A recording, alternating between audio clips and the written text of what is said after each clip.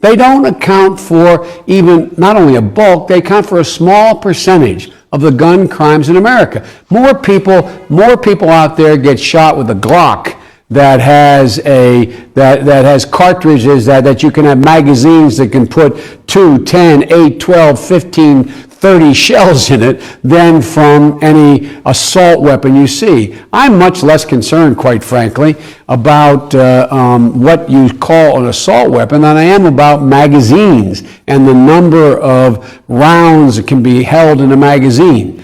But the point is that the fact that violent crime is down and there's been a proliferation of assault weapons, quote unquote, as was defined up to now, on the street, does not suggest that taking the assault weapons off the street would not, in fact, make it safer, particularly for the folks who are mostly outgunned cops.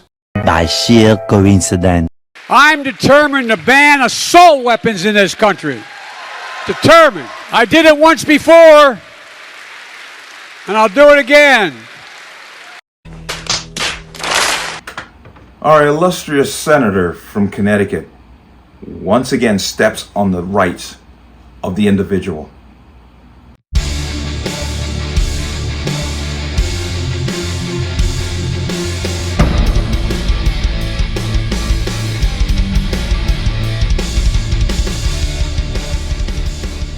Welcome to another installment of the Connecticut Gun Bench. Today's video is brought to you by P.A.N. Firearms, LLC, P.A.N. Firearms for NRA certification and multifaceted gun training. You can reach us at 203-300-6343 or use our website at www.panfirearmsllc.com.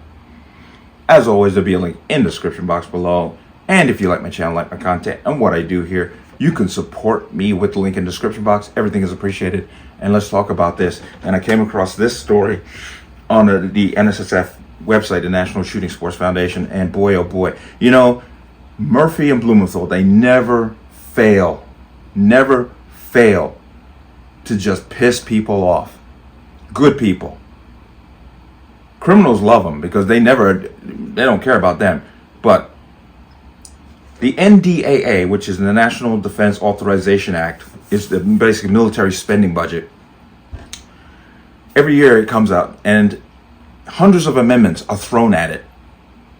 And Murphy, in his zeal, decides to target gun owners who are in the military. So you're in the military, you own a private firearm. He is now targeting you, and he's using it in a sense where he's circumventing the state law. Let's say your base is, or camp is in, let's say, North Carolina. North Carolina has its gun laws. He wants gun laws that go above and beyond the state's laws for ownership of the firearm.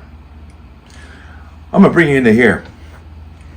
Okay, Senator Chris Murphy targets military gun owners in defense bills. Now, I'm gonna come down to, because there's a lot of, obviously they kind of take a swipe at the guy, which he deserves, but I want to come down to here. Gun control isn't anything new to Senator Murphy, ain't that the truth? He's made a career of attacking the Second Amendment, not criminals, Second Amendment, and the firearms industry. That's made him the darling of gun control groups, but now he's putting the Second Amendment rights of military gun owners in his crosshairs. Senator Murphy introduced an amendment to the annual National Defense Authorization Act, NDAA, which empowers the government to fund and support our nation's military. As a must-pass bill, it naturally attracts thousands of amendments for pet projects every year. Most of them are ruled out of order or not defense-related, so they can't be attached to the bill. Senator Murphy, though, is making gun control a military issue. It starts off innocuously, requiring the Secretary of Defense to set minimum training standards for anyone required to carry a firearm on duty. That would include marksmanship training standards as well as suicide awareness and safe storage. These are already standardized requirements for each branch, of course. After that, it falls out of step with constitutional rights. Senator Murphy's proposal would require training before anyone in the Department of Defense purchases a firearm for private ownership, but he's not saying what that training is. And that training is above the state. Let's say the state says, you can come in, buy a gun. Now Murphy wants you to go get training as a military person before you can go in that state to buy a gun. He would also require anyone possessing a firearm on a military installation to register that firearm with the base commander. require that firearm be locked in the home and all ammunition stored separately, and that's if you live off base. Not everyone lives on the base. So if you live off base, off camp, whatever it may be, he still wants you to register it with the base commander. Military commanders or require any firearm privately owned and used on base to be registered with installation authorities. Like if you have, military housing, what have you, you have to do that. Usually the base provost marshal. This was the case when I was still on active duty. Those lists are never scrubbed and maintained in perpetuity across the service branch. Firearms that I registered to shoot recreationally and hunt with on base while stationed in California appeared on registries a year later in South Carolina. This issue is dictating how those firearms are to be stored. This legislation would run counter to what the U.S. Supreme Court held in the Heller decision, along with telling the District of Columbia it couldn't ban handguns. The court also said the districts couldn't prescribe how a firearm is stored in the home. This poses a larger problem. Though the amendment's text would require all privately owned firearms to be registered with base authorities, that basically leads to a registry that would include firearms legally purchased off base and never brought on base. This is problematic. A base commander has authority to prescribe regulations within the fence, but that authority ends at the front gate. Truth.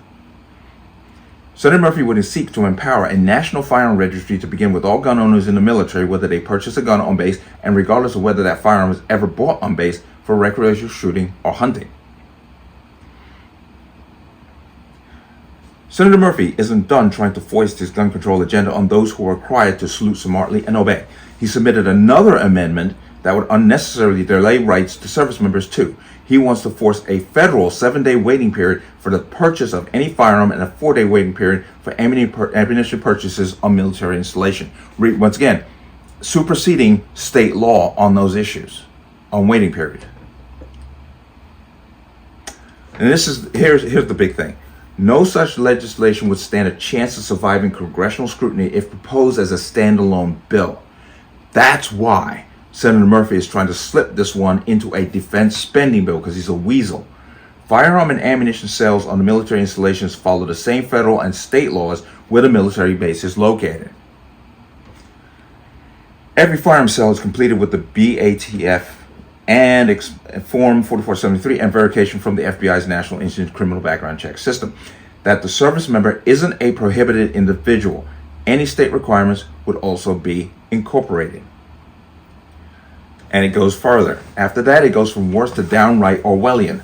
Senator Murphy's NDAA amendment would allow the Defense Secretary to collect all gun owner information for both military and civilian employees about the lawful possession, ownership, carrying, or other use of a privately owned firearm or ammunition, if such information is necessary for the purpose of injury and mortality prevention. So, there it is.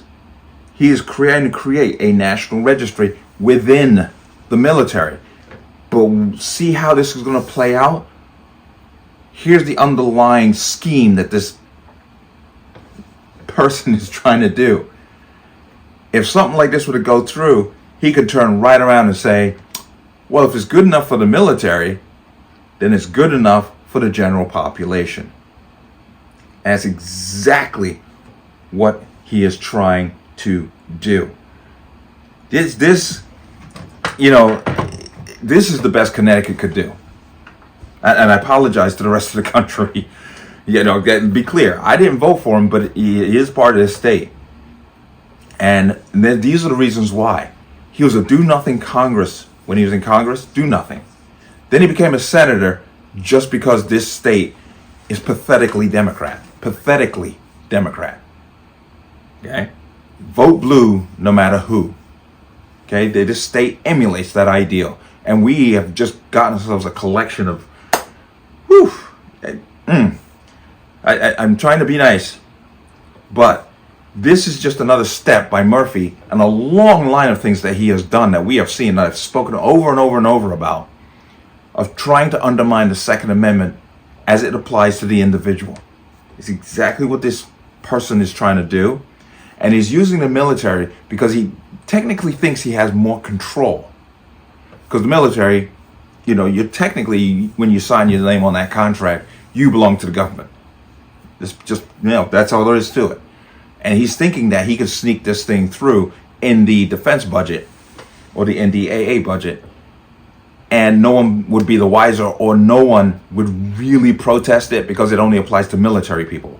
But trust me, it has already expanded to those who work on a military base as a civilian. That's the other amendment that he added on, to include civilians who work for the military.